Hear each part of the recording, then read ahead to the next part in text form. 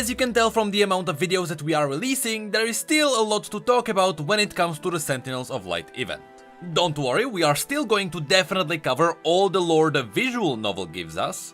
But before that, since once again I got some free time on my hands, let's quickly dive into Viego's cards. Because, as some of you may know, there is an Easter egg which a lot of people messaged me about. So let's get on it.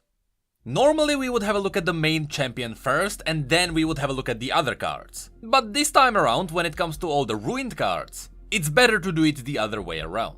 With Viego's arrival, every region got one ruined card, with the exception of Shurima, which also got a couple of Akshan cards. Now, while Akshan's cards don't really reveal anything new, apart from the fact that he and some other assassins are in Vekura, and they are trying to remove all the warlords to make Vekura great again. If you don't remember, Vekura is the city where Azir's mother came from. Anyway, that's not important, so let's have a look at all the corrupted beings. First, there is Thrumming Swarm. This one is interesting because usually when it comes to insects in Shurima, it is always the Voidborn. Though, there was one occasion during which Rammus ate some massive insects in Shurima, and it was never confirmed whether those were Voidborn. So I wouldn't be surprised if an uncorrupted version of these insects were what Rammus was snacking on.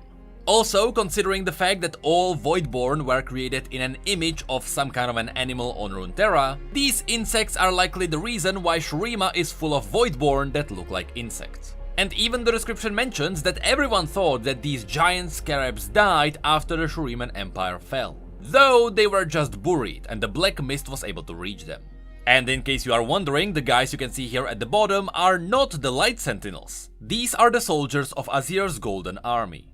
Next, in Targon, there is the Frightened Ibex, with a familiar draconic ruined creature in the background. Unfortunately, this one doesn't reveal anything.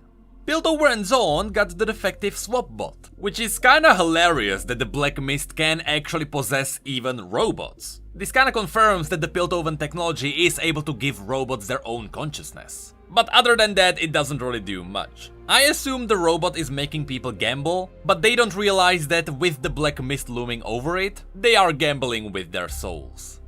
Noxus gets a bit more interesting. They have two cards. One is the Ruined Reckoner, which introduces a new character. When her sentence ended, Thea knew she could never rejoin her people. War and Noxus had changed her, made her a killer. She wouldn't know peace. Instead, she put her newfound skills to use for coin in the arenas. So in this scene, you can see that the Black Mist reached the Noxian arena, and in the background you can even see Riven and Draven fighting. I will not dive deeper into this because this is a spoiler for the visual novel, but just know that the Black Mist reached the Reckoners. And the other card shows us the other side of this fight. After countless battles, Barin had vowed to never again raise his sword, even if it meant forfeiting his life. But when the strange mist swept through Noxus and overtook Thea, he knew he had to break his promise. He would free her no matter the cost. So it's basically two Minotaur Reckoners in the Noxian arena, which were forced to fight each other because of the Black Mist.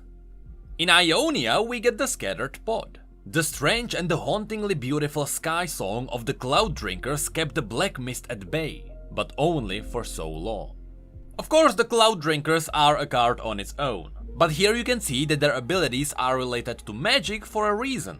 They can create a protective sphere around them.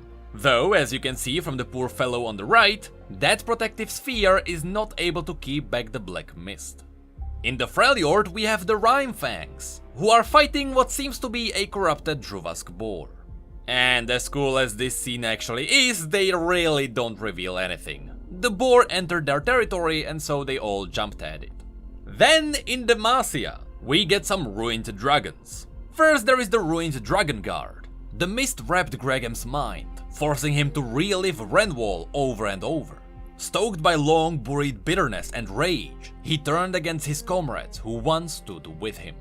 Reliving Renwall could really be referencing two different events. It could either be the time when Jarvan and Shyvana were at Renwall, and they were protecting the fortress from Shyvana's mother. And because during this battle a lot of people died, of course that's a moment no one wants to relive. But this could also be referencing the other card, Kadragrin the Ruined. Of course, Kadragrin is a dragon which has its own card. So now you may be wondering, is this canon? Or is this just a what-if scenario?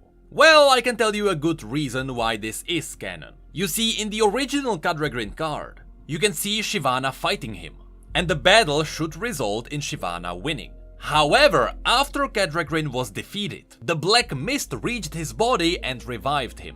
That's why we can have Kadregrin the Ruined as a separate card. Kadregrin sowed chaos and fear long before the Black Mist reached Demacia. Under Viego's command, however, his skills would bolster all of the Ruined King's forces. Then in Bilgewater there is Ruined Rex. That's really all there is to this. He has sick flame tattoos now. But finally, this takes us to Viego himself. And as you can see, Kadregrin is definitely not the only dragon in Viego's arsenal. Because first there is the crawling Viper Worm. At first, the Demacian soldiers thought they had heard dozens of claws skittering across the square stile. It wasn't until it breached the watchtower that they realized those many limbs belonged to a single creature. This confirms a really awesome thing. The continent of Camavor, which is the mysterious place where Viego comes from, had dragons. This is a really cool reveal because throughout Viego's design, every now and then you can see dragon wings on his armor. Previously, we thought that that was just so he could look cool, and I thought that maybe it could be bat wings, so it was themed after something like Transylvania. You know, his uncle is a vampire. But no, those wings are dragon wings. So now it finally makes sense why Viego's armor has all those draconic assets. It's because it is themed after the dragons of Camavor. Speaking of which, then there is the Camavorian soldier, where you can definitely see all the draconic designs. The soldiers of Camavor marched with Viego in life, then again in death, their loyalty unwavering. A really cool detail which you can find here are the soldiers behind the main soldier. You can see that all of them are carrying spears, which look very similar to the spears which Callista has stuck in her body. That's because all of these soldiers are likely members of the Iron Order, led by Hecarim. Connected to all of these cards there is also the Encroaching Mist, which comes up every time Viego kills a unit. Each living creature that beholds the Black Mist sees something unique in it, their own fears manifested and realized in vague, roiling forms. This description reveals why these sailors can see the sea worms in the mist. That's what they fear the most. However, that could also be because one of the heads turns out to be this: a Camavorian dragon. For centuries, the Black Mist has sought out creatures all over the world, twisting and warping them, turning them into nightmarish versions of their past selves. This reveals that the original Camavorian dragons were slightly different. But I still don't think the Black Mist changes these creatures as much as something like the Watchers. That one is a pure madness. But here, I believe the dragon preserved its overall shape. You know, massive wings, 3 tails. I think the sword stuck in its body is a nice bonus though. I wonder if those swords came from Camavor, or if these are new battle wounds from this event. Regardless, another cool detail is that the setting of this card absolutely makes sense. Camavor is supposed to be to the east of the map that we know, which means that if the dragons follow Viego and they wanna go to Demacia, they have to go over Bilgewater. That's why you can see the Bilgewaterian sailors beneath it. They are simply in the way. Then there are 2 of Viego's spells, which unfortunately don't reveal anything. One is Despair, and the other one is Withering Mist. And then there is the invasive Hydra Vine. Maokai worked tirelessly to cultivate life in the Shadow Isles. The mist's ambivalence makes its ironies no less cruel. In short, Maokai was trying to make nature a bit more aggressive, so that it could protect itself from the Shadow Isles. But when the Black Mist came, it just turned Maokai's creation into a whole new weapon. And finally, this takes us to Viego himself. There is something that deeply unsettles me about the young king. Something at his heart. A hunger that cannot be satisfied. A desire that goes unfulfilled. A quote from the record of Nuno Necridos of Camavor, which of course is a reference to Skin Spotlights. I'm just kidding, I know he watches these videos. Nope, that seems to be me. I might actually be Nuno Necridos of Camavor, a historian of that region. Still makes me wonder if that's the last time we will see that guy. Regardless, looking at Viego's art, you can see that he is in Demacia, based on the banners in the background. Of course, this makes sense because in the visual novel, the very first place where you arrive is Demacia, but behind him, I don't think these are the soldiers of Camavor, I think these are actually the soldiers of Renwall, which once again he picked up along the way because he came here from the east. And then there is an even cooler card. It is obvious to me in hindsight that it was not Isolde's death that fueled Viego's delusions, nor his need for fulfillment, but simply that something he desperately wanted was denied him. Once again, a quote from the record of Nuno Negridos of Camavor. What's awesome about this quote is that this is teasing the fact that Viego might not be trying to resurrect Isolde just because he loves her so much. He might also be doing it because he was the king. Up until now, he could always do whatever he wanted. And now he was at a point where he wanted something but he couldn't get it. That might be one of the reasons why he wants to get Isolde back at any cost.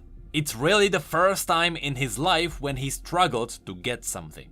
And as we mentioned in the last video, this might be connected to the theory that perhaps Isolde didn't love Viego as much as he loved her. He might have been so obsessed with her that she secretly wanted to get out of the relationship. But that's something that will likely be revealed later in the story. Of course, behind Viego you can also see Shyvana, and someone else who might be literally anyone. But that's all because right now he is in Demacia. Though there is a detail that is a bit inconsistent with the story of the visual novel. I mean, it was confirmed that the visual novel is canon, therefore this image should be slightly wrong. You see, in the visual novel, we found Shyvana in the Mage Seeker compound, and there she got corrupted. But here, she is behind Viego just because it looks cool. She theoretically shouldn't be here already corrupted. She was supposed to be locked in prison by the Mage Seekers. But that's not the last inconsistent thing in this entire lore event. Just wait till we get to talk about Vayne.